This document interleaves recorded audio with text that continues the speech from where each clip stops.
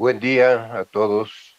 Es un gusto que estén conectándose y les damos la más cordial bienvenida de parte de la Sociedad Mexicana de Pediatría, su presidente, el doctor Carlos García Bolaños, y un servidor, el coordinador del Comité Académico de Bioética de la Sociedad Mexicana de Pediatría, doctor Remigio Vélez Pintos.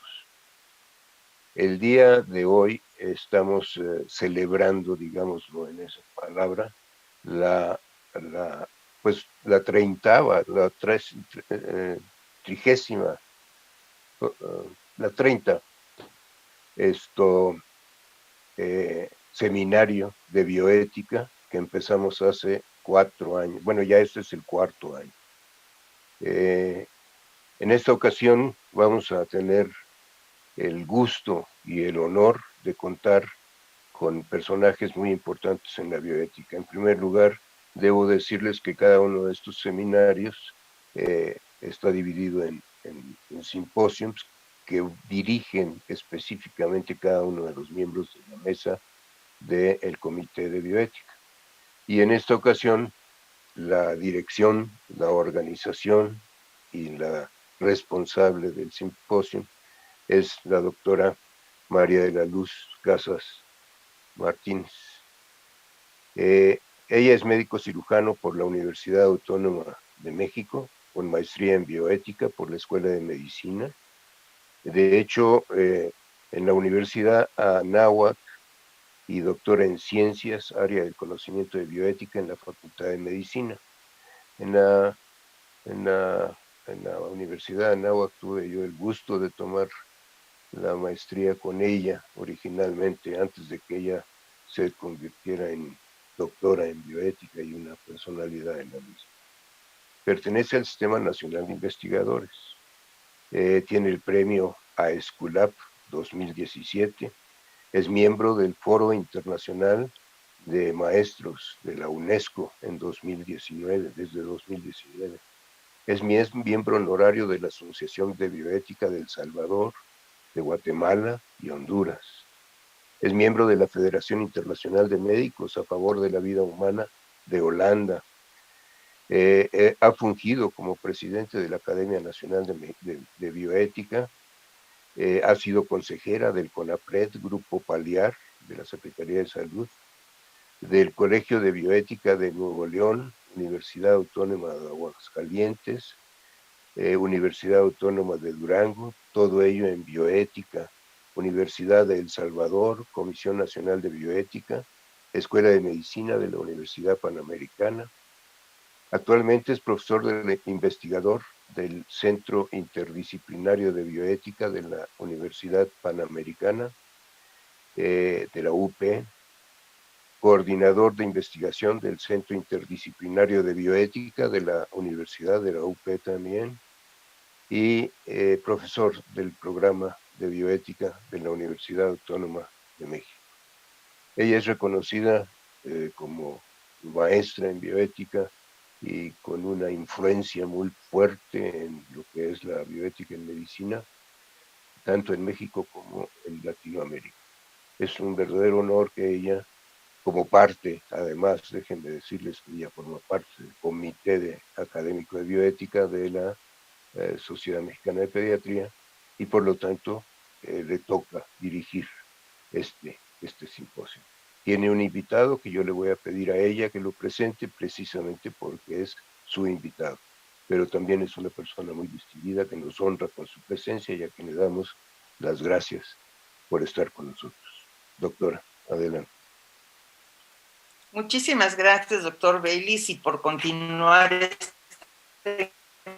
importante labor que yo estoy segura ha podido impactar. Y pues para dar inicio a esta sesión voy a presentar al doctor José Antonio Moreno Sánchez. Él es médico ginecólogo de la UNAM con especialidad en ginecología y obstetricia en el Hospital General, actividad docente desde 1976, maestro y doctor en bioética de la Universidad de Anáhuac, maestro en Administración Pública y doctor en Alta Dirección, tutor de posgrado en Bioética de la Facultad de Medicina de la UNAM, servidor público de carrera titular de la Secretaría de Salud Federal, expresidente del Colegio Mexicano de Ginecólogos dedicado a la colposcopía y el pasado presidente de la Federación Latinoamericana de Patología y Colposcopía. Me da muchísimo gusto presentarnos la ponencia La omisión en ginecobstetricia y su impacto perinatal. Bienvenido, doctor, y lo escuchamos con mucho gusto.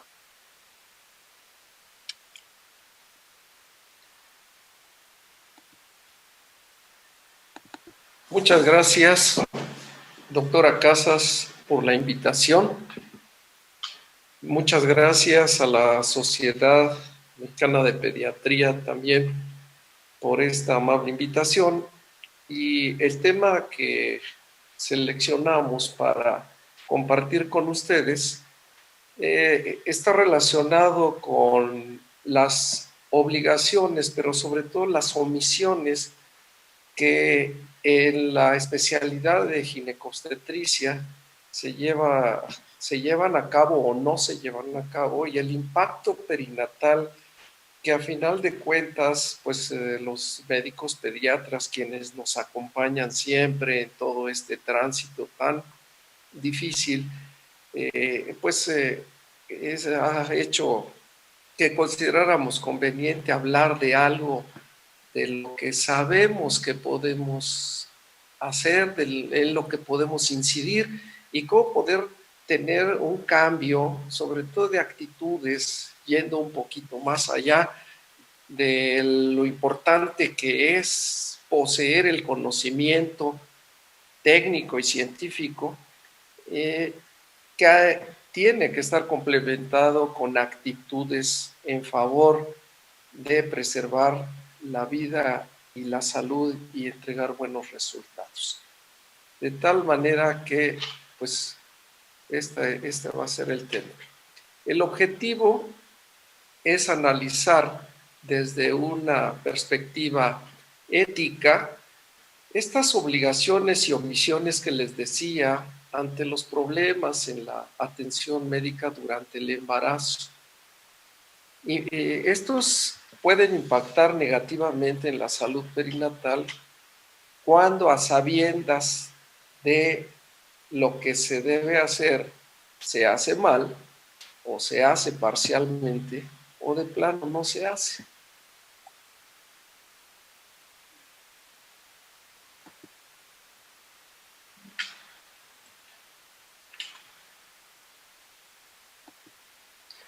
Voy a partir de dos premisas.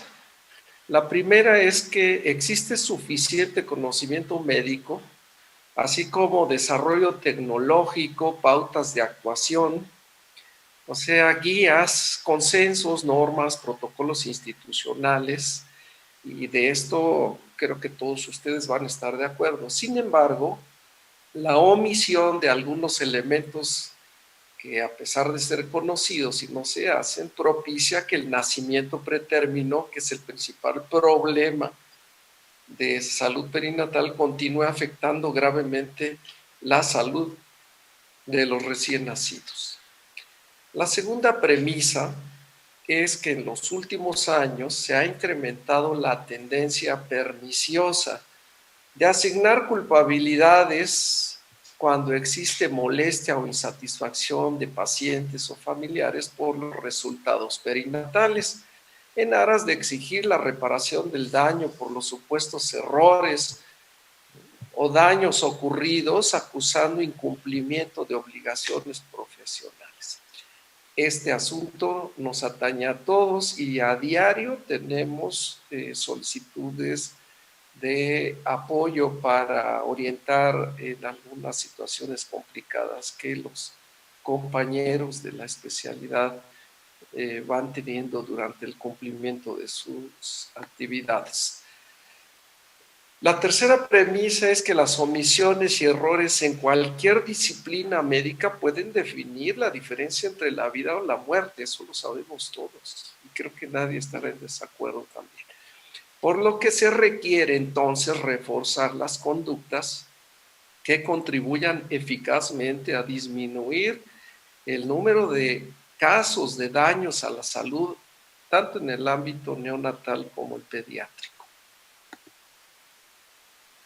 Hablando de la omisión, esta se refiere a no hacer o decir, o a una falta por haber dejado de hacer algo necesario o conveniente al ejecutar una cosa, o por no haberla ejecutado, o por flojedad o descuido de quien está encargado de un asunto.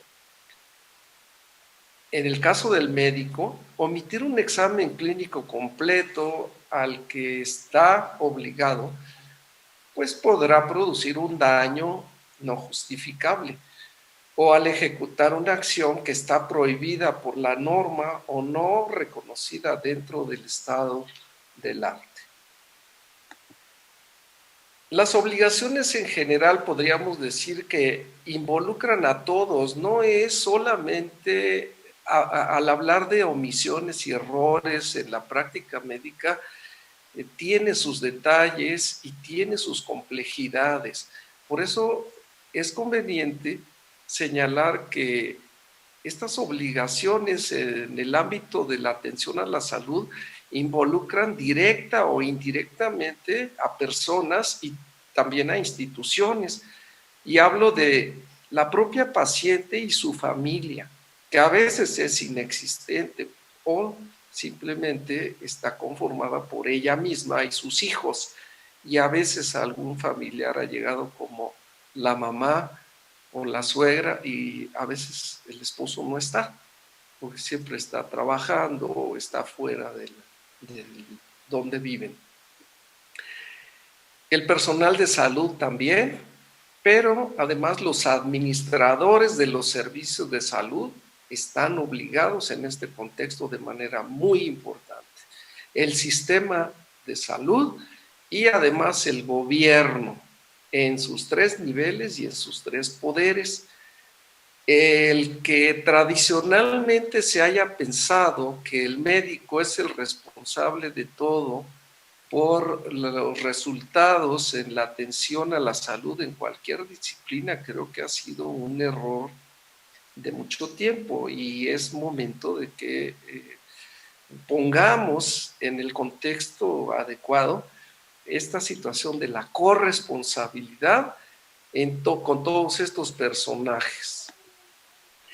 Las obligaciones en la atención médica, entonces, pues, tienen que ver con el diagnóstico oportuno y adecuado, eso todos reconocemos que así es, de que debe llevarse a cabo las pautas esenciales para el tratamiento de una enfermedad, se deben usar debidamente y tener en buen estado aparatos e instrumental y usar solo los medicamentos necesarios, usar racional y conscientemente los auxiliares de diagnóstico, abatir la cirugía innecesaria, la mal planeada o sin diagnóstico, así como evitar complicaciones o accidentes por falta de capacitación y cuidar y supervisar debidamente el posoperatorio.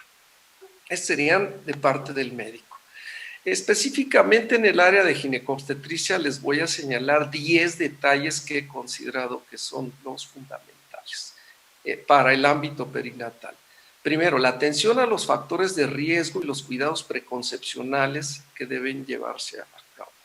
El diagnóstico temprano y el buen control del embarazo, las prescripciones prenatales, el diagnóstico que sea oportuno y el tratamiento que sea eficaz, que se otorgue el servicio médico durante el trabajo de parto, ahorita vamos a hablar un poco más de esto, que las valoraciones sean adecuadas y por personal con experiencia, que se evite y combata las inducciones prematuras, que también en el pasado fue muy grave, hubo un abuso de esto y todavía encontramos mucho. El uso apropiado de los úterotónicos durante el parto, el monitoreo adecuado de la paciente y evitar las distocias y detectar complicaciones oportunamente. Creo que en el ámbito de la obstetricia esto es lo más importante. Dentro de las causas de muerte neonatal, y en esto no les voy a enseñar yo nada, ustedes saben mucho más, pero les comento sobre este informe global anual de mortalidad infantil hecho en 2015 por LIU, que señala que de 6.3 millones de niños que murieron antes de los 5 años, el 44% sucedieron en el periodo neonatal. Y las tres causas, ¿sí?, fueron complicaciones del parto prematuro, la neumonía y las complicaciones relacionadas con el parto.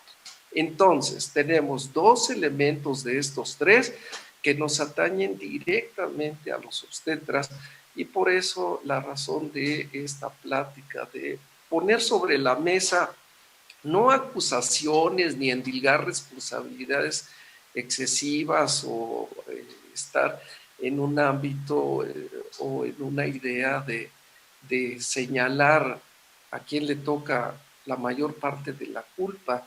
Más bien se trata de ver qué rescatamos de la práctica profesional en el ámbito obstétrico y qué podemos hacer dentro del otorgamiento de los servicios de salud a nivel general. El nacimiento prematuro sabemos que impacta no solo por la mortalidad, sino también por la discapacidad, por los daños, principalmente neurológicos, además del impacto biopsicosocial, individual y familiar por las secuelas permanentes y los daños a la economía tanto familiar como para los sistemas de salud, debido a que el costo de atender a un bebé prematuro pues es 10 veces, cuando menos más caro que un bebé normal.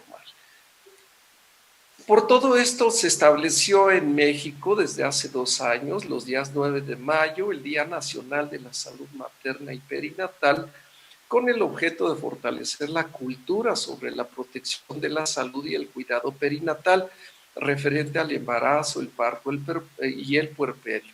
Esto, de esto poco se ha hablado en el ámbito obstétrico y más lo ha trabajado los pediatras, pero creo que aquí debemos tener siempre una comunicación más intensa y hablar entre nosotros de las cosas que suceden y cómo poder enlazarnos para trabajar y obtener mejores resultados.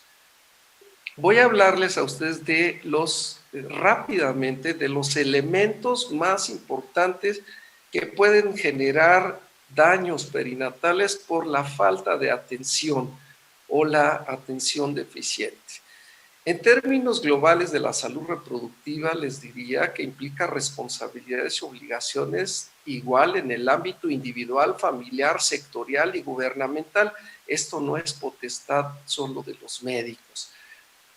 Por ejemplo, el inicio temprano e irresponsable de la actividad sexual en adolescentes, las enfermedades diversas por infecciones genitales, los embarazos imprevistos con altas posibilidades de complicaciones, como las que están ahí señaladas, que para ustedes son muy conocidas, y la multiparidad ante realidades no resueltas, y me refiero a aquellas mujeres que tienen hijos de manera completamente, diría yo, anárquica, en el sentido de que pues no controlan, no piensan, no ven nada más allá, porque la educación pues nula a veces, la pobreza, la falta de acceso a agua, alimentos y servicios de salud hace que les impida ver muchas cosas, y esto nos coloca en un terreno difícil. El embarazo saludable es el otro elemento que ya habla de llevar estilos de vida y conductas libres de adicciones, y ahí ya nos empieza a tocar a nosotros el pensar en qué podemos hacer para combatir o para trabajar por estas cuestiones. Las condiciones laborales y de vida de las pacientes, pero sobre todo la detección temprana y el tratamiento de las infecciones cérvico-vaginales, urinarias y odontológicas. Esta triada muchas veces se olvida. Y preguntar el antecedente de parto pretérmino, porque una mujer que lo tuvo tiene altas posibilidades de repetir. Y la otra, que también poco se piensa en eso, es la vigilancia de la longitud del cuello uterino durante la segunda mitad del embarazo, en aras de prevenir el nacimiento pretérmino. Creo que si nos acordamos de estas tres cosas, podrían cambiar muchas de las pacientes o de los casos que se van desapercibidos. Respecto a la desnutrición, pues ya sabemos que una nutrición deficiente, los padecimientos bucodentales también alteran la pérdida del apetito por trastornos agudos o crónicos, el consumo de tabaco, alcohol o drogas y el acceso a las medidas de información, acceso restringido, a la orientación y educación, ya sea por medios de comunicación, visitas domiciliarias, información organizada en los establecimientos de salud, etc.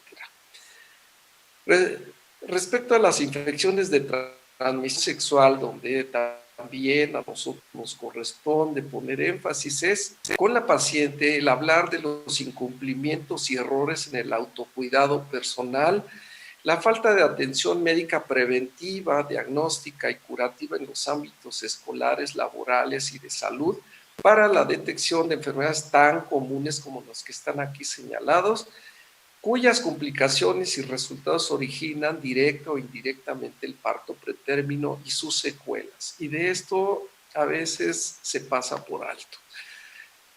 Respecto a las adicciones, también el embarazo constituye un periodo de oportunidad para que detectemos e incluyamos en programas de tratamiento y desde luego hacer saber y insistir en los efectos teratogénicos y complicaciones como la muerte fetal, la restricción en el crecimiento intrauterino, malformaciones, desprendimientos de placenta o anomalías de inserción placentaria, el parto pretérmino y todo lo demás que viene como consecuencia de la abstinencia neonatal cuando usaban drogas periodos muy cercanos al parto.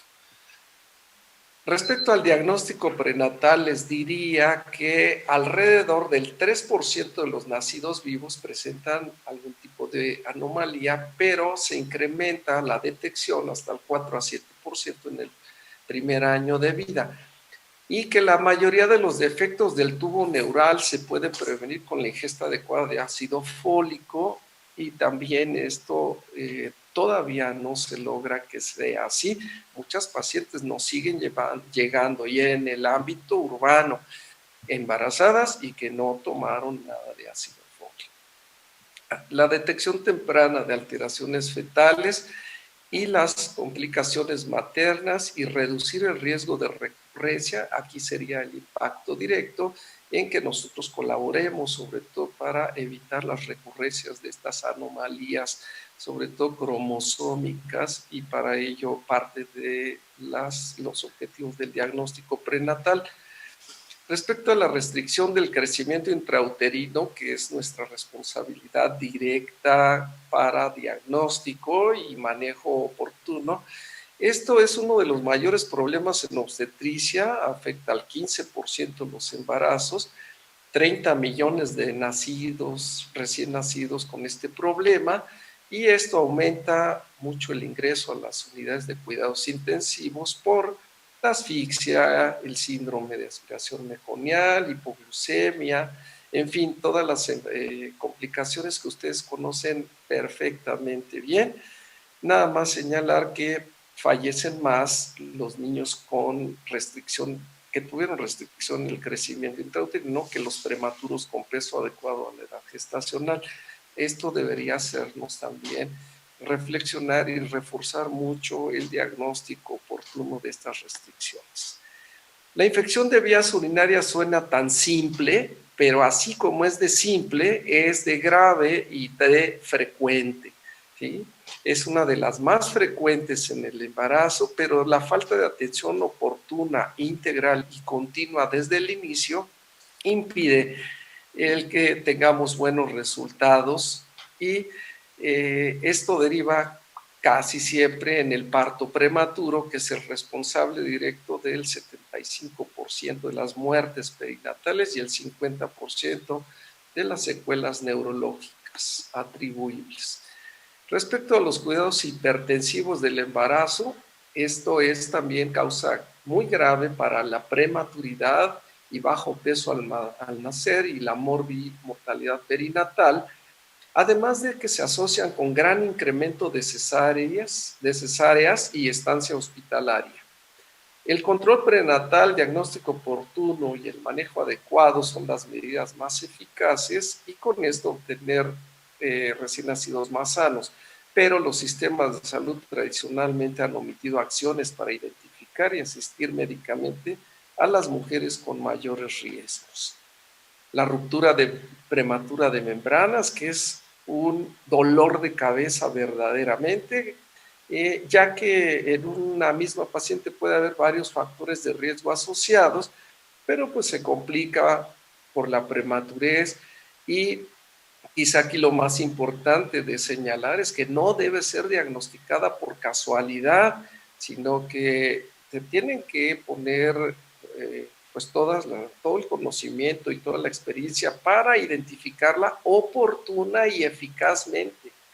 Y que el falso diagnóstico o el mal manejo puede llevar a intervenciones inapropiadas o tardías. Aquí también llevamos parte de la responsabilidad de hacer las cosas bien y frecuentemente no se hace.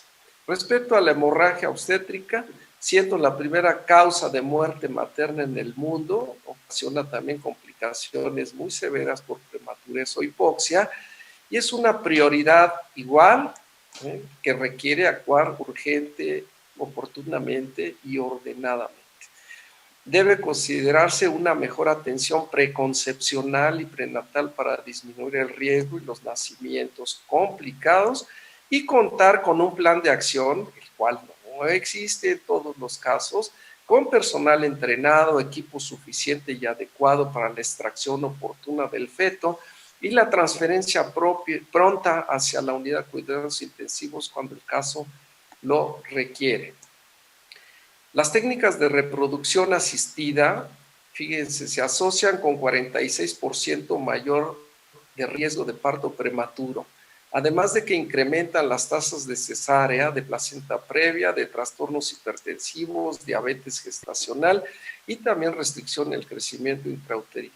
Por lo que los médicos no debieran omitir informar debidamente a las pacientes de los riesgos del parto prematuro y sus complicaciones, y sobre todo los centros que se dedican a las técnicas de reproducción asistida que crecieron de manera anárquica en el país. La forma de determinar el embarazo también cuenta mucho. Dentro de los nacimientos hay 3 grupos clínicos de parto prematuro. Los que son idiopáticos, que simplemente se inicia de manera inesperada el trabajo de parto, otros por la ruptura prematura de membranas y otros que son por indicación médica. Estas últimas, por indicación médica, han crecido conforme ha pasado el tiempo porque se han encontrado cada vez más categorizaciones o justificaciones diagnósticas para englobar a las pacientes en embarazos de alto riesgo por múltiples razones, y esto incrementa la interrupción de los embarazos de manera muy frecuente. Entonces hay un número no despreciable de cesáreas injustificadas que ha llevado a aumentar las tasas de recién nacidos pretérmino y sin un beneficio claro para los niños o para las mamás. Asimismo, la atención del parto, respecto a esto podríamos decir que la negación o retraso que frecuentemente se da en la atención obstétrica, en los servicios de urgencias, o la indiferencia, los malos tratos, las deficiencias en la estructura del servicio, los tiempos de espera prolongados, los diferimientos por falta de equipo o insumos, la ausencia de personal, todas estas constituyen omisiones graves que impactan en los resultados perinatales y que debemos luchar porque esto vaya disminuyendo cada vez más. Parte de la atención, además, se otorga por personal inexperto que no siempre cuenta con la debida supervisión y asesoría, además de que usan procedimientos nuevos, mal sistematizados, además del frecuente cansancio físico o mental. Concluyo. Primero, el control prenatal en el primer nivel no asegura el tratamiento oportuno ni la referencia adecuada para que se resuelvan las complicaciones durante el embarazo y el parto. Y la saturación en el segundo nivel lleva a menudo a que las mujeres sean dadas de alta a pesar de que cuentan con un diagnóstico de embarazo de alto riesgo, y el resultado es que vuelven a complicarse.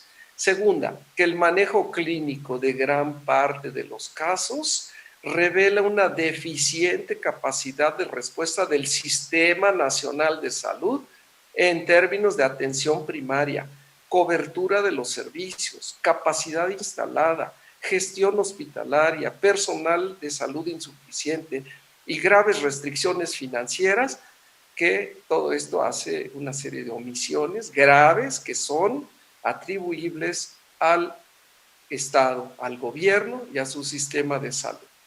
Y finalmente insistir que no solo los protocolos técnicos y el operar concreto de las unidades médicas, que se refiere al campo de los saberes y las capacidades, son importantes, sino además que las actitudes y el comportamiento ético, que es el campo de los valores, a todos los niveles debemos reconsiderarlos para que de verdad podamos hacer algo por evitar todas estas secuelas o complicaciones perinatales y todos estemos un poco más satisfechos de nuestra labor, tanto como obstetras como ustedes que atienden pues, a todos los bebés y a todos los niñitos que tienen todos estos problemas. Agradezco su atención y nuevamente la invitación que me hicieron. Muchas gracias.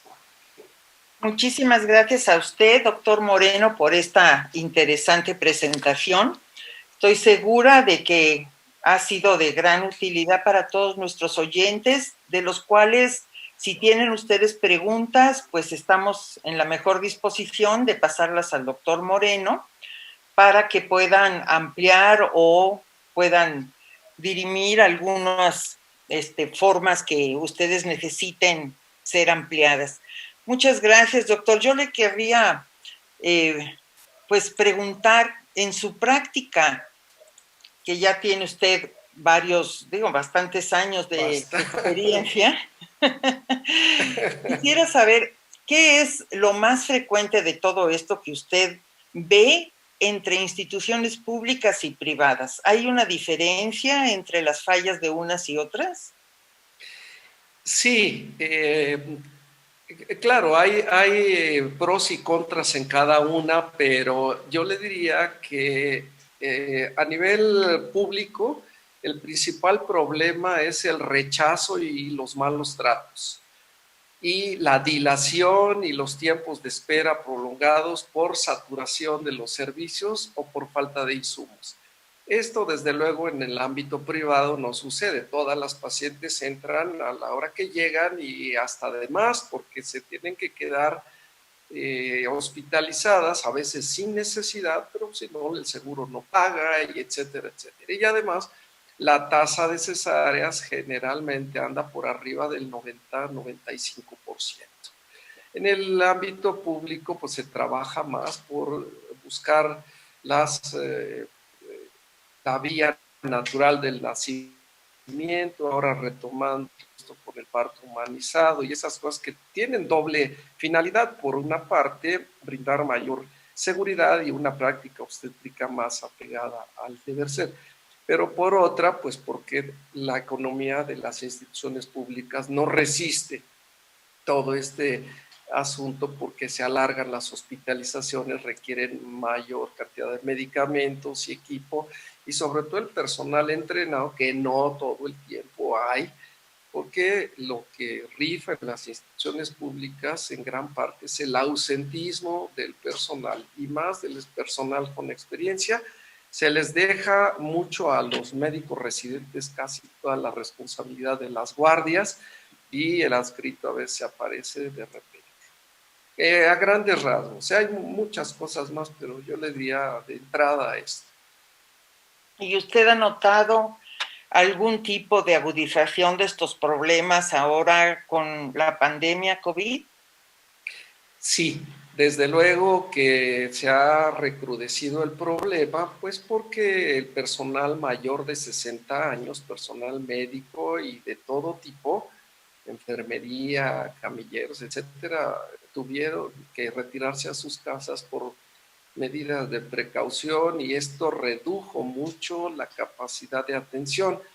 Yo escuché en una noticia y después también en un medio periodístico que una de las instituciones más conocidas de atención a la salud pública se estaba operando con el 30% del personal que tenía contratado y esto lo ponía de por sí, ya era problemático, ahora lo puso en peores complicaciones y bueno, pues quien tiene riesgo de pagar todos estos problemas, pues son las pacientes y los neonatos. Claro. Pues tiene usted algunas felicitaciones, muchas felicitaciones de nuestro auditorio, de la doctora Muchas Isabel Ferón, gracias. de la doctora Norma Isabel Varela y muchas más. Y yo quisiera seguir platicando con usted en el sentido de, yo siento que hay ciertas restricciones en el sector público, como pues todos lo sabemos, pero podría haber algún tipo de acciones que pudieran auxiliar, aunque no hubiera realmente recursos, sino más bien en cambio de actitudes del personal, que pues eso no cuesta y no tiene que ver con el Estado, ¿verdad? Es una acción personal que pudiera favorecer el que se evitaran este tipo de problemas. ¿Qué tipo de actitudes cree usted que se deberían de fomentar o reflexionar por el personal de salud? Sí, cómo no, doctora. Primero yo les diría que tenemos que cultivar mucho más, de manera intensa, la formación de los valores en el personal de salud en general. Retomar los principios y valores universales que guían la práctica médica y esto pues ha sido resultado de la bioética. Justamente la bioética ha venido a ayudar todo este hueco que dejaba el gran conocimiento científico y técnico y grandes capacidades y habilidades manuales que tenían o tienen muchos médicos, pero la parte de las actitudes, la parte de la sencillez, la bondad, una actitud de servicio, todo esto fallaba, inclusive pues yo les diría que el mal humor es un problema muy grave en la atención de los servicios de salud. El mal humor, el maltrato, la humillación a las pacientes, la indiferencia y esa insensibilidad ante una urgencia y dolor que sucede a diario, porque se habitúan a estar trabajando y no hay quien les diga esto se debe hacer y esto no. Entre los residentes hace falta reforzar y el personal y los estudiantes, todas estas cuestiones de actitud en favor de las personas. No sabemos cuánto nos toca a nosotros estar en un servicio de urgencias como pacientes y ese día estamos desesperados buscando a alguien conocido para que no nos vaya a pasar nada. Y cuando lo estamos trabajando, a veces se nos olvida que tenemos que hacer un cambio. Yo les diría que el mal humor es uno de los defectos más grandes en el ser humano y frecuentemente lo encontramos por lo que ustedes quieran, pero existe el mal humor, el maltrato y la falta de respeto a las mujeres en trabajo de parto sobre todo. Muchas gracias, doctor. Pues voy a dar lectura a un comunicado que nos envía el doctor Remigio Vélez Pinto Y nos dice: felicidades al ponente, es evidente que el humanismo en medicina y los conocimientos de bioética son el principal problema esencial de primer nivel de atención, y esto es la microbioética, la que le corresponde al médico. Y pues va de acuerdo a lo que usted acaba de señalar. También la doctora Cristina Caballero le manda felicitación por su exposición. Y bueno, pues Muchas gracias. le vamos a agradecer muchísimo su participación, doctor. Creo que ha sido pues muy enriquecedora para todos, y le agradecemos muchísimo haber aceptado, porque esto pues da relieve a nuestros y lo invitamos si nos quiere acompañar. Muchas gracias. Gracias a ustedes. Gracias, doctor, muy amable. Bueno, pues habiéndome presentado ya amablemente el doctor Belis Pinto, pues yo quisiera compartir con ustedes una presentación denominada Vínculo materno-filial, abordaje desde la bioética. Y pues espero que sea de interés para todos ustedes, porque considero que es un tema que no se ha tratado pues de hace algún tiempo. Y bueno, todos sabemos que históricamente se ha considerado el instinto maternal como parte de la naturaleza, y se representa no solamente en acciones humanas, sino también en las acciones de animales. Y esto pues se ha así como que considerado que es parte de la naturaleza humana desde siempre, de que las mamás pues tenemos instinto maternal y que los padres desarrollan un instinto posterior al conocimiento de sus bebés. Pero en la actualidad, si nosotros podemos ver, está cuestionado estas acciones como instintos, porque las teorías de género actuales las están negando, y también la formación de diversos tipos de familias en donde no se considera la inclusión de un hijo o de un bebé. Y por lo tanto, pues estuvimos haciendo una revisión bibliográfica de neurobiología a ver si existían bases genéticas o neurológicas. Al momento, por supuesto, como toda ciencia, en el momento puede ser refutada, pero hasta ahorita, o si es solamente un constructo social. Tenemos las familias, como les digo, simplemente sin hijos, o familias lésbicas u homosexuales, o familias de muchos adultos juntos, o las familias con perrijos, pero no están presentes los hijos. Entonces, si me permiten, entonces nos dimos a la tarea de realizar, como les decía, una revisión sobre numerosos estudios en etología que demuestran que ese instinto de conservación materno-cría de los animales es real, pero nosotros queremos hacer la referencia solamente a los humanos. Y entonces, pues lo que podemos nosotros ver, que hay una autora que se llama Hardy, Sara, como ven ustedes allí, que ha tenido pues muy importantes estudios al respecto, y que está pues representando las nuevas corrientes a través de imagenología, resonancia magnética, estudios endocrinológicos y validación de pruebas psicométricas. Y lo que se ha visto es de que existen cambios postnatales impresionantes desde la perspectiva del aumento de oxitocina, como muchos de nosotros pues ya sabíamos pues desde hace mucho que la oxitocina es una hormona vinculante, y que aumenta en el momento del embarazo de la mujer la plasticidad cerebral, el aumento de la percepción de los movimientos fetales también aumentan este vínculo de oxitocina, y las modificaciones permanentes que ocurren en el físico de la mujer también así lo hacen, con un aumento de la neurogénesis y vinculación afectiva después del parto. Hay muchas lecturas de neurobiología que apoyan esto. A nivel cortical y subcortical, con sentimientos conscientes e inconscientes, con procesos motivacionales y cognitivos, se vincula muchísimo también las conductas maternas a través del desarrollo de un embarazo y el contacto y los cambios físicos de la madre, los movimientos fetales, están haciendo que esto progrese.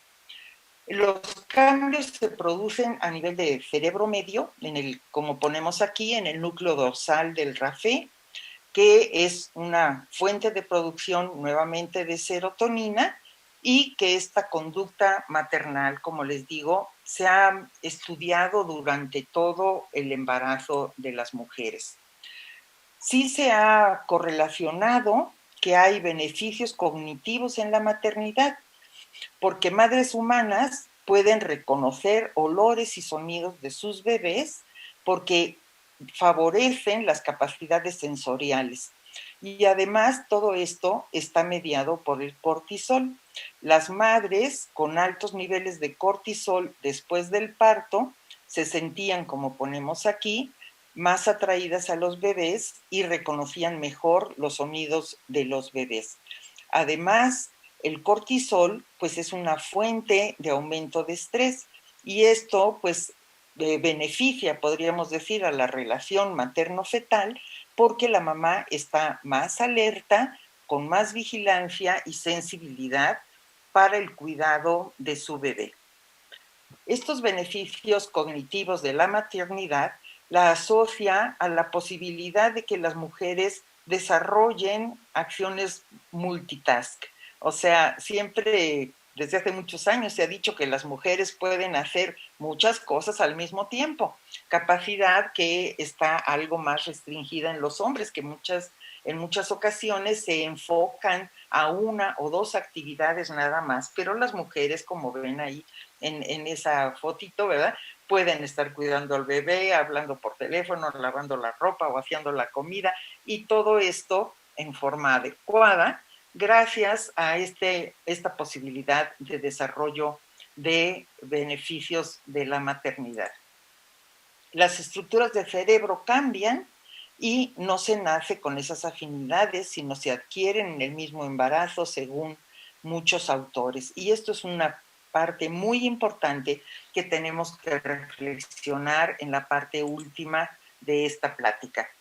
También se ha visto que se han estudiado a través de pruebas psicométricas el vínculo materno-fetal con pruebas como datos muy importantes, porque señalan que se incrementa este vínculo materno-fetal con las semanas de embarazo, es más intenso en las primerizas y se relaciona en proporción directa al cuidado de la pareja, a la salud mental y al cuidado que se le da a la mujer durante el embarazo.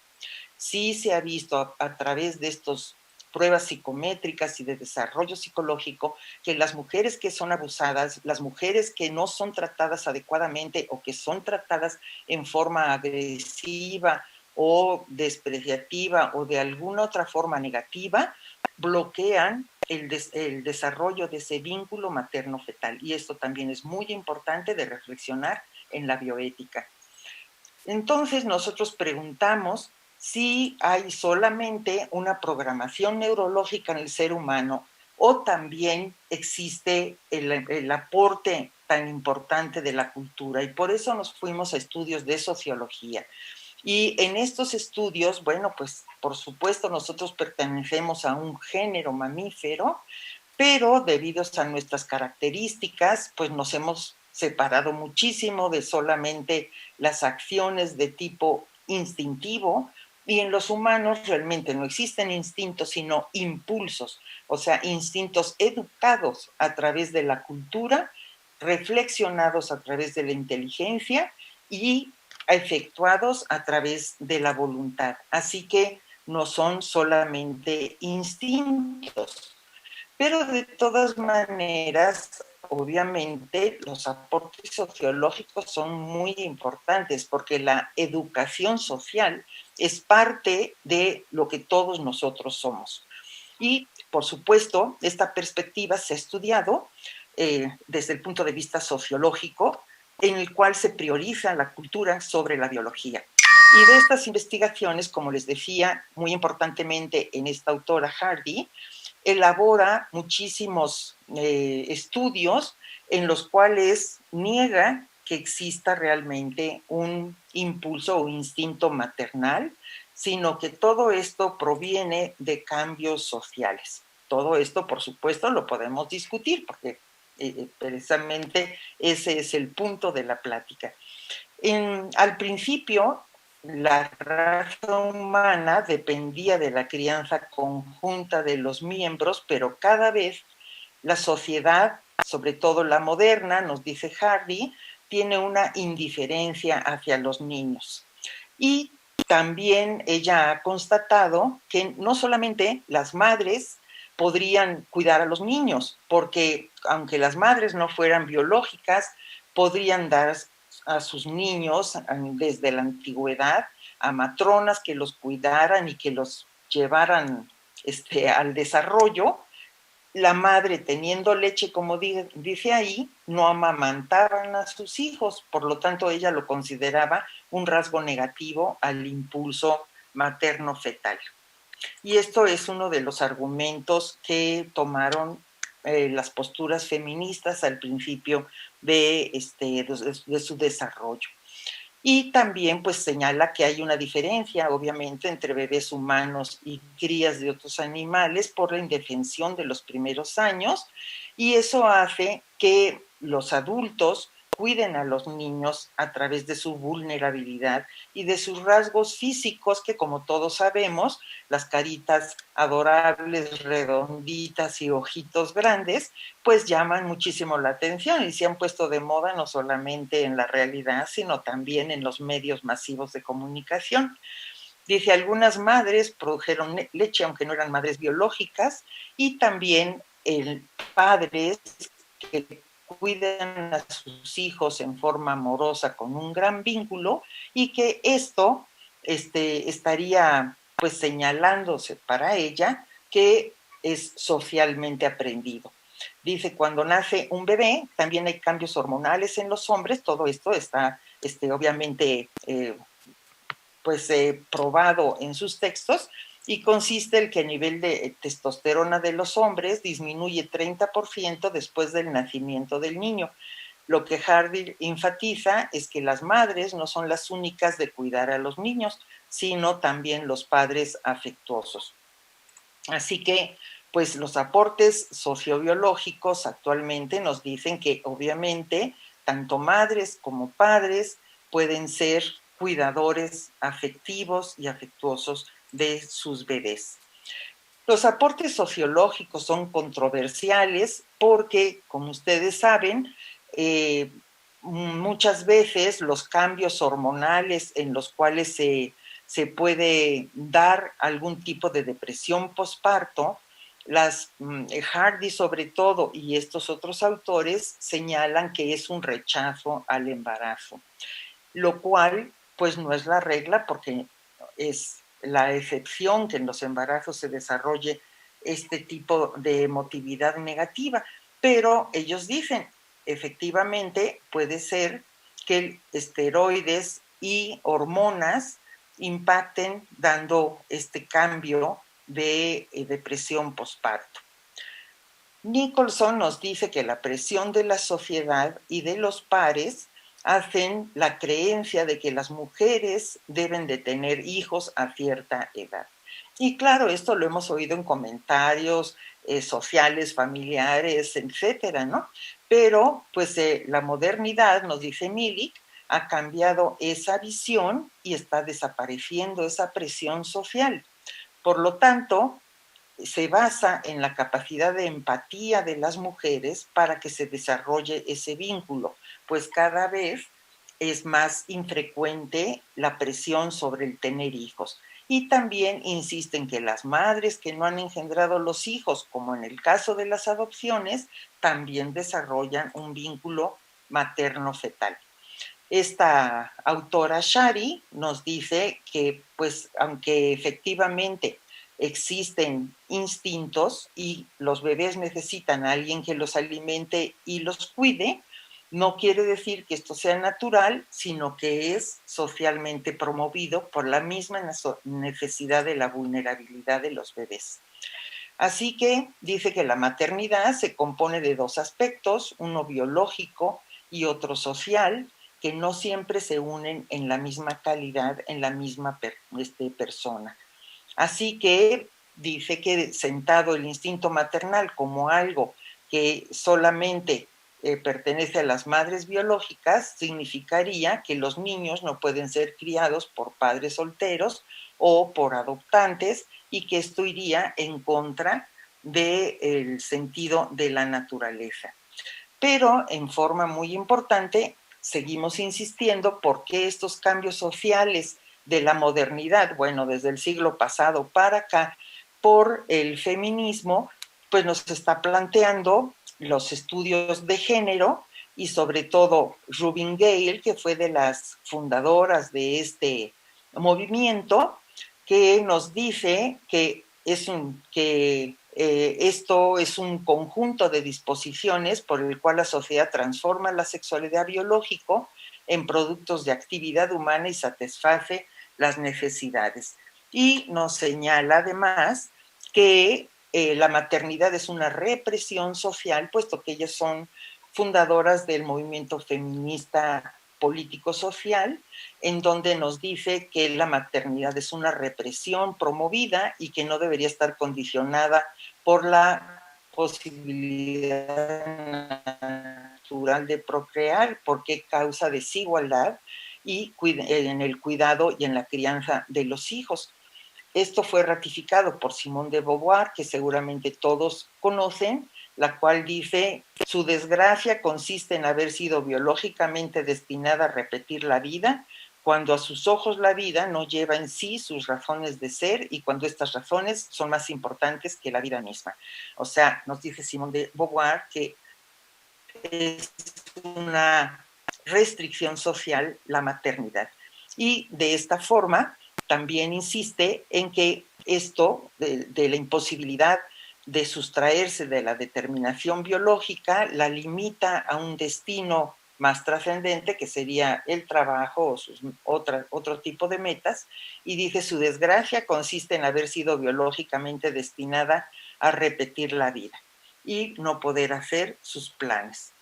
Posteriormente, también fundadora de este movimiento, tenemos la postura de Shulamit Firestone, en donde nos dice que se tiene que romper la vinculación de la mujer naturaleza a través de la anticoncepción y la reproducción artificial, porque todo esto daría libertad a la mujer para que tuviera o no tuviera hijos cuando ella lo determinara, y no a través de ese sistema patriarcal y nuclear en donde se reprime a las mujeres. Todo esto, pues claro, ha tenido una gran repercusión en los últimos años y ha hecho en las generaciones que han nacido entre los años 60 y el año 2000 un cambio de forma de pensar. Este feminismo radical o de género ha tenido otra propuesta llamada feminismo de la diferencia.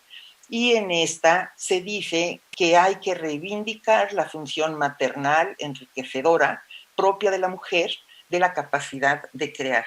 Y esta filósofa se apellida Rich, que junto con Gilligan realizó ese feminismo maternal en donde opina que la experiencia de las mujeres como madres le dan una capacidad moral superior relacionada a una serie de valores solidarios y humanizados. Y como ustedes saben, Gilligan estuvo desarrollando el llamado programa de ética del cuidado. Ella es enfermera y estuvo muy de moda en los años 80 y hasta el 2000, en el cual las capacidades de cuidado de la mujer, y esto llevó al llamado feminismo de la igualdad. Para esta visión, la educación diferenciada de niños y niñas, donde se inculcan valores considerados para cada género, lo cual niega el feminismo de Shulamit, en donde dice que niños y niñas deben ser educados en forma igual, vestirse igual, no decirles si son niños o niñas, porque como decía una psicóloga contemporánea, cuando pregunten si soy niño o niña, se les debería de decir, ya lo verás cuando seas grande. Entonces, no estarlos influyendo a través de la educación si son niños o niñas, y por supuesto no darles ninguna diferencia en cuanto a conductas, habilidades o actividades de género. Este feminismo de la igualdad nos dice que el feminismo está abocado a la maternidad, y aunque la mujer se desarrolle profesionalmente, está perpetuando el modelo patriarcal y por lo tanto la formación de las familias. Es entonces importante señalar que hay una gran presión, podríamos decir, entre la vida familiar y la vida laboral, y la distribución de las cargas entre hombres y mujeres cuando forman una pareja. Y esto obviamente pues creo que tiene un punto de discusión importante e interesante, y en el mundo y en México se han hecho propuestas para la conciliación de la vida familiar y la vida laboral. De hecho, la Secretaría del Trabajo hace más o menos 10 años hizo un estudio nacional al respecto para proponer mejoras de estas cargas. Así que, pues, este movimiento nos dice que hay presiones hacia las mujeres para que desarrollen esta doble carga, y que se ve demostrado en estudios demográficos de descenso de la natalidad y crecimiento de la edad promedio de las mujeres en el momento de tener su primer hijo.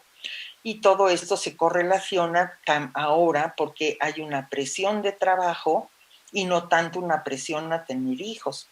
Y han cambiado, por lo tanto, la presión social, lo cual influye en la educación del hombre y la mujer modernos. Y aunque se han presentado cambios culturales de crianza, de todas maneras, ese vínculo, podríamos decir, o desempeño materno prioritario, pues persiste.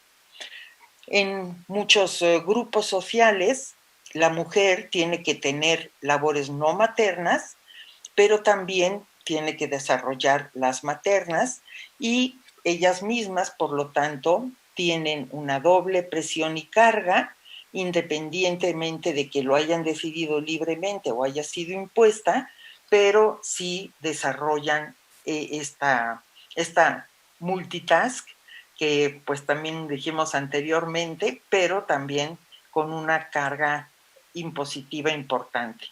En el modelo tradicional de mujer ama de casa y el hombre proveedor, pues hay muchas presentaciones actuales, pero el deseo maternal de la mayoría de las mujeres persiste, aunque sea matizado por el del desarrollo profesional y social.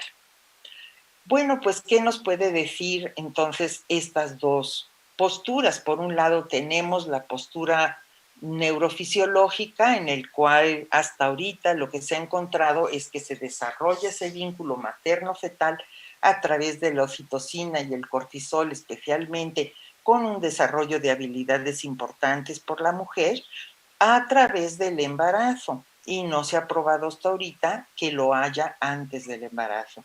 Y luego están las diversas posturas sociológicas que hemos visto, de las cuales hay bastantes gamas, desde la postura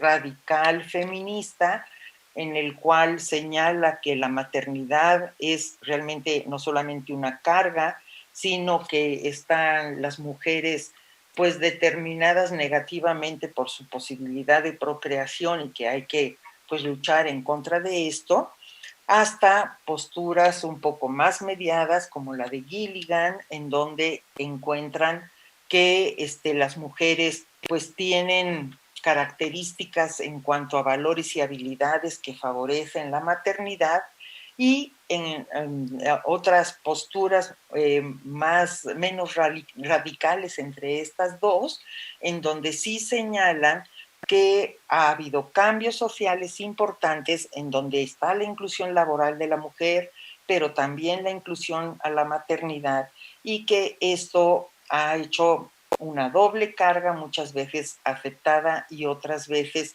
impuestas a la mujer, y que hasta ahorita esa conciliación de la vida familiar y la vida laboral no se ha podido realizar en forma adecuada.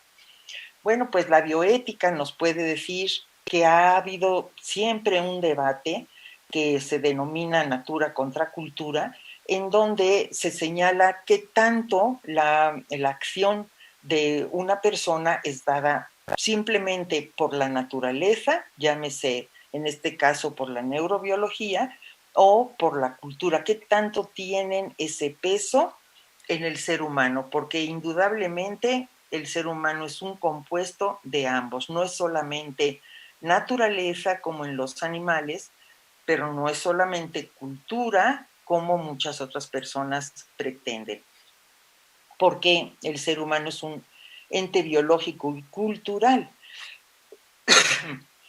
La cultura, pues, es un conjunto de normas, como dice aquí, principios o axiomas comunes a una sociedad humana que regula el actuar cotidiano de los individuos y dándoles homogeneidad. Efectivamente, las culturas lo que pretenden es que ese grupo cultural tenga valores que son comunes a ese tipo de población, puesto que los animales pues no poseen cultura. Un perrito es igual en Rusia que en China y en África, ¿verdad?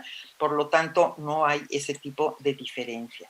Y como les decía, el aprendizaje social modela los impulsos y por lo tanto es una fuente importantísima de activación de conductas y de preferencias personales.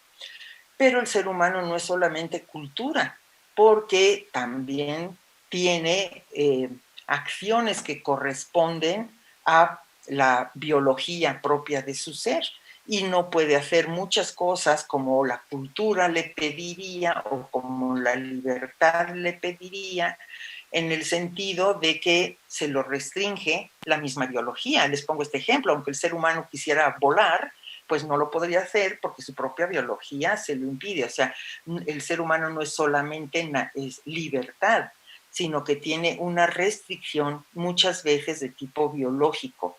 Está sometido a leyes físicas y biológicas que se cumplen aunque no lo quisiera. Como hemos visto, los cambios cerebrales que se producen durante el embarazo se producen sin la libertad de la mujer. Obviamente, aunque quiera o no la mujer, aunque haya tenido un embarazo que lo haya deseado, o aunque sea un embarazo no deseado, esos cambios neurobiológicos se producen. Pero sin embargo, pues todos sabemos que la cultura pues tiene realmente, nosotros podemos pues determinar hasta en una película, ¿verdad?, los aspectos culturales diferentes que se han desarrollado. Así que la mente humana pues no solamente es neurobiología, pero tampoco es solamente un componente cultural, porque está abierto, como les decía, la inteligencia y voluntad. Y como la libertad es personal, cada ser humano le va a dar diferente peso a la parte social o no. Hay personas muy influenciadas socialmente y otras no. Estos dos componentes están en juego, y es un ser complejo que le da efectivamente a la persona su individualidad a través de sus circunstancias. Y por eso estábamos platicando cómo en las personas que no son tratadas adecuadamente durante su embarazo se reprime también muchas veces ese impulso materno-fetal. ¿Dónde están entonces estos puntos de encuentro y cómo podemos dar este peso? Bueno, pues la filosofía, la sociología, la psicología, el estudio interdisciplinario, pues nos puede dar pistas, como hemos visto en este momento. La persona, por lo tanto, es una unidad biológica, psicológica, zoológica y social, y nada de esto está separado, pero, como les digo, tiene pesos diferentes según cada persona, porque libremente elige el darle más peso a la sociedad o más peso a sus valores personales o a los factores biológicos. En el caso del vínculo materno-filial, el concepto de persona es una realidad totalmente fisiológica y personal en donde hay grandes potencialidades. Y es una expresión, como les decía, libre, cultural, pero podríamos decir balanceada en cada persona. Los estudios presentados entonces en neurociencias nos evidencian cambios morfológicos y fisiológicos durante y posteriormente al embarazo y parecen demostrar hasta ahorita que existe una base determinada genéticamente para desarrollar conductas diferenciales de la madre, el hijo y su cuidado. Aunque, como señalábamos anteriormente, no se ha estudiado suficiente o no se han encontrado hasta ahorita que ese vínculo exista pre el embarazo. Y que en la paternidad también podemos encontrar que a través de la empatía se puede desarrollar ese vínculo, en este caso paterno, o en personas que adoptan a los bebés, en donde la inteligencia, la libertad y la voluntad de la persona refuerzan los vínculos hormonalmente y siendo la empatía un acto libre, nosotros todos sabemos que existen pues todas las acciones biopsicológicas de refuerzo biológico y emotivo en donde la libertad y a la vez los cambios neurológicos, cambios en las acciones. Entonces este círculo de feedback en donde tiene mucho que ver la libertad y los valores de la persona, se pueden también desarrollar sin un vínculo materno-filial originario del embarazo. Bueno, pues estos factores, como les decíamos, pues son muy importantes porque pueden acercar o pueden alejar del vínculo materno-filial a las personas. La postura más humana pues sería favorecer la calidad y la cantidad de los individuos, y eso es la promoción del vínculo materno-filial, porque todos sabemos, especialmente los pediatras, de que para el desarrollo adecuado de un bebé y de un ser humano en su futuro, los vínculos materno-filiales son en su calidad de gran importancia para el desarrollo de ese bebé, de ese adulto en un futuro. Y esto haría enriquecer nuestra sociedad en un grado muy importante. Y esto, pues claro, obviamente sería algo que promover en forma importante. Desde la perspectiva humanística, estos vínculos amorosos son los fines de los actos humanos de un desarrollo espiritual y emocional y un logro del bienestar completo de la sociedad, no solamente de ese bebé, de su mamá, del padre, de la familia, sino que eso va a realizarse en una sociedad con una emotividad adecuada y con un sentimiento de autoconsuelo y de autoafirmación importante. Así que pues sería necesario lograr un proceso de promoción humana para entender esta relación madre-hijo, biológica y psicológica y social y trascendente, como algo que le da una hermenéutica o sentido humano a la vida, como todos sabemos. La conciliación de la vida familiar y laboral creo que es un punto también muy importante que socialmente podemos promover y que creo que se han logrado algunas cosas, pero que desgraciadamente no tanto como nosotros querríamos. Es un tema de debate internacional en donde se deben de respetar las diferencias y similitudes de los sexos con apoyo científico y multidisciplinario. Efectivamente, hombres y mujeres somos iguales, pero a la vez diferentes. Tenemos diferentes necesidades que deben de cumplirse para que nuestra biología pueda florecer adecuadamente. Así que los grandes avances de las ciencias de la biología de la reproducción, como es la anticoncepción, el aborto, la reproducción asistida, el diagnóstico preimplantatorio, la maternidad subrogada, han determinado nuevos horizontes en las posibilidades de diversas formas de encauzar el deseo de maternidad, como el deseo de rechazarlo, como en el caso de la anticoncepción y el aborto, como lo planteaba Shulamit anteriormente en esa postura liberal, radical, feminista, en la cual decía que las mujeres deberían de tener hijos cuando lo quisieran, esto es, aunque ya fueran posmenopáusicas, ¿verdad? Si quieren recurrir a la maternidad subrogada o a la reproducción asistida, o si en ese momento no desean tener hijos, recurrir al aborto y, por supuesto, a la anticoncepción. Y todo esto, pues, es una reflexión social actual que debemos de retomar en una conjugación de valores en donde las posturas feministas, pues, por supuesto, solamente ven el ámbito de la mujer, pero no consiguen, pues, conciliar el ámbito del hijo, en el cual, pues, también esa vida, pues, existe y también tiene derechos. Y pues todos sabemos que a través de estas dos guerras mundiales se consideró que la entrada de la mujer al campo laboral pues ya se ha considerado, ¿verdad?, un campo importante de labor de la parte femenina, en el cual por supuesto estamos de acuerdo, ¿verdad? Sería yo incongruente de decir que no estoy de acuerdo, pero que ha impactado obviamente en la valoración de la maternidad. Las tasas de natalidad pues han bajado, como todos sabemos, mundialmente, y como les había comentado al principio, pues existen muchas familias sin hijos, algunas solamente con un hijo y algunas con perrijos, y pues estas familias numerosas pues ya no se observan casi, y estas 3 generaciones o 4 ya casi que han recibido este tipo de información, pues tienen una concepción muy diferente de lo que es una familia.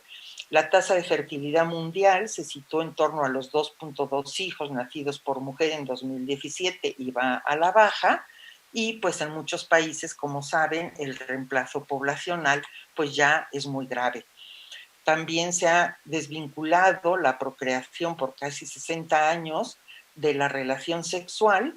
Ya no se considera que una relación sexual pueda ser fértil, como a principios del siglo pasado pues se sabía que a través de las relaciones sexuales podría haber un hijo, sino que a través de la anticoncepción pues se ha separado este rubro en hijos deseados y no deseados, y esto también socialmente ha impartido la idea a las nuevas generaciones que hijos no deseados van a ser hijos no amados y van a ser hijos infelices, lo cual no necesariamente esto así. Existe la parte biológica y existe la libertad de amar a todos los hijos, aún los no deseados.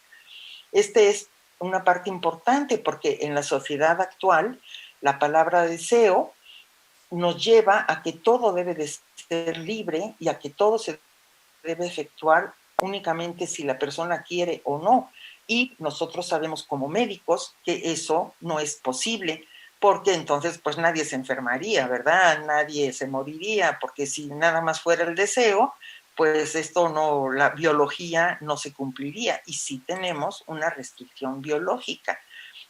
El real deseo de muchas mujeres de maternidad se está reivindicando también hacia posturas feministas menos liberales, o menos extremas, en la postura feminista de la diferencia, como vimos, y en el feminismo maternal de Gilligan, y nos volvemos a preguntar si existe un impulso natural al vínculo materno-filial y si por natural consideramos biológico, lo cual aparentemente ahorita a través de la ciencia, con sus limitaciones actuales, parece que no lo hay, sino que se desarrolla a través del propio embarazo y el post-embarazo.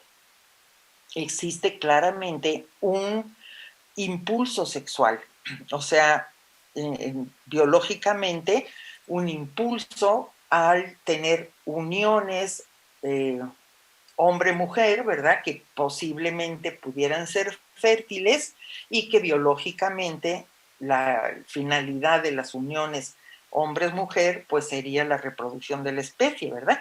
Entonces este impulso sí existe y durante el embarazo, pues si este impulso sexual de coito nos llevaría al desarrollo de este vínculo materno-fetal durante el embarazo, con cambios estructurales producidos por las hormonas en el cerebro y que van a persistir durante toda la vida, aunque se haya realizado un aborto. Esto es muy importante porque pues estos cambios, les digo, sea el embarazo deseado, no deseado o limitado por el aborto, se producen. Pero el ser humano es también un ser cultural y por lo tanto podríamos preguntarnos hacia dónde va el constructo de la maternidad, hacia dónde esta sociedad impulsa a la mujer a tener no hijos o alternativas de hijos. Desde el punto de vista sociológico, la valoración o no de la maternidad se dan por condiciones históricas y por los valores que se tienen en la educación, la política y el desarrollo libre de los valores personales. Así que el estudio de este vínculo materno-fetal es muy importante porque va a impactar en la forma en que se desarrollan los futuros seres humanos y por lo tanto en la supervivencia de la especie y la calidad del cuidado de los hijos desde una visión humanista y de amor, que así debería de ser, dando por resultado pues cada vez no solamente un mundo mejor, sino un mundo en donde se aprecian las diferencias biológicas entre hombres y mujeres y por lo tanto se apoyan de que estas diferencias puedan tener una culminación adecuada, no solamente en la maternidad, sino en, como ahora se considera, en esa relación maternidad-trabajo e inclusión masculina en el cuidado de los hijos. Pues muchas gracias y desearíamos, si hay preguntas, poderlas contestar. Y pues, tenemos aquí varias preguntas, si me permiten, pues están un poquito amplias, yo quisiera desarrollar algunas. Dice, alguna vez leí que la crianza es de la aldea y me queda claro que el vínculo puede ser del papá, abuelos, y eso hace la diferencia, sí, por supuesto, como comentamos anteriormente, a través del desarrollo de la empatía y como se ha visto en estudios, los hombres tienen una disminución de testosterona posparto, o sea, podríamos decir de disminución de agresividad para la crianza de los hijos y todos hemos visto que en la realidad esto es posible. Y dice que tan común es la depresión posparto y si podemos prevenirla, el doctor Moreno creo que sería el adecuado de contestarnos si nos responde muy rápidamente si tiene un porcentaje de la depresión posparto, doctor Moreno. Bueno, en la mente no tengo un porcentaje, pero lo que sabemos es que en cualquier mujer que ha tenido un parto o un aborto, existe la posibilidad de que desarrolle depresión y eso es parte de nuestra obligación estarla vigilando porque cualquiera de ellas, por las razones que sean, puede presentar el cuadro y entonces habrá que actuar, ya que los casos pueden ser leves, pero pueden ser muy graves, incluso llegando al suicidio. Entonces es parte, repito, de nuestra obligación estar atentos durante la primera semana sobre todo y pues, en segunda etapa pues al menos hasta que termine el puerperio. Y de ahí, pues, actuar. Gracias, doctor.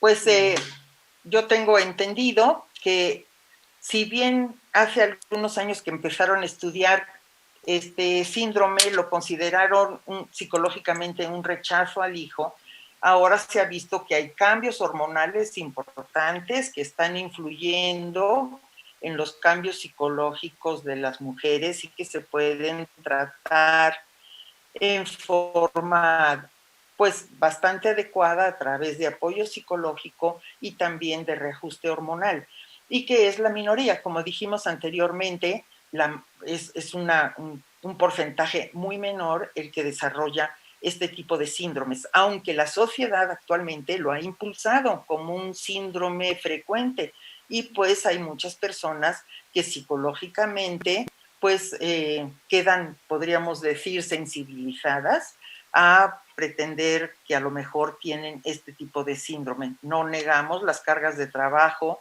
que se tienen después de un parto, pero eso no quiere decir un síndrome de depresión posparto. Y bueno, pues nos están diciendo también en estos breves momentos si podríamos hablar algo sobre alteraciones durante el embarazo y condiciones de parto en madres con COVID. Creo que era intervención del doctor Moreno. Y sobre técnicas de reproducción asistida y embarazos de alto riesgo de orden fetal, pues creo que correspondería a él, pero por el tiempo me da mucha pena, pero ya estamos en 12, 27 o 28. No sé si podría muy brevemente darnos unas palabras sobre esto en solamente 2 minutos, doctor. Bueno, respecto a primero lo que se quedó pendiente el asunto de la depresión, quiero señalar que la depresión leve sí es frecuente y hay muchos rasgos, incluso se habla de que el hombre también puede tener depresión. Yo sugeriría mejor estar al pendiente más que pensar que es rara o que son en algunos casos se da. Respecto a las pacientes embarazadas con COVID, pues todas están desde luego muy expuestas y son de riesgo y son mujeres que deben recibir atención prioritaria. Y básicamente eso. Y respecto a los embarazos de alto orden fetal, afortunadamente hay ahora ciertos protocolos que obligan a los centros de reproducción o a quienes lo hacen a realizar técnicas depuradas en donde obtengan solamente 1 y máximo 2 bebés, pero desde luego si no hay control de calidad van a tener embarazos de alto orden fetal con la consecuencia que es la inmaturidad extrema, que es más grave todavía porque pues al haber demasiados fetos esto pues va a impedir que progrese el embarazo hacia etapas maduras. Eso es básicamente lo que yo agregaría para ser concreto y breve. Muchísimas gracias, doctor Moreno. Pues estamos ya sobre el tiempo. Nos preguntan, puesto, va a estar grabada y va a estar presente en la página de la Sociedad Mexicana de Pediatría. Y pues en estos breves momentos, antes de las 12:30, quiero agradecer muchísimo al doctor Moreno que nos haya acompañado, que nos haya presentado su tema en forma tan importante y respondiendo a las preguntas, al doctor Remigio Vélez Pintos, que pues ha sido realmente el conductor en 4 años de estas sesiones que tan importantes han sido y que seguramente van a tener una importancia en formación muy interesante ahora y en los próximos años, y a todos ustedes por habernos considerado, y los invitamos a la próxima sesión. Estén pendientes porque seguiremos en este panel de bioética y les agradecemos muchísimo haber estado con nosotros. Muchas gracias a todos y salimos en tiempo. Gracias.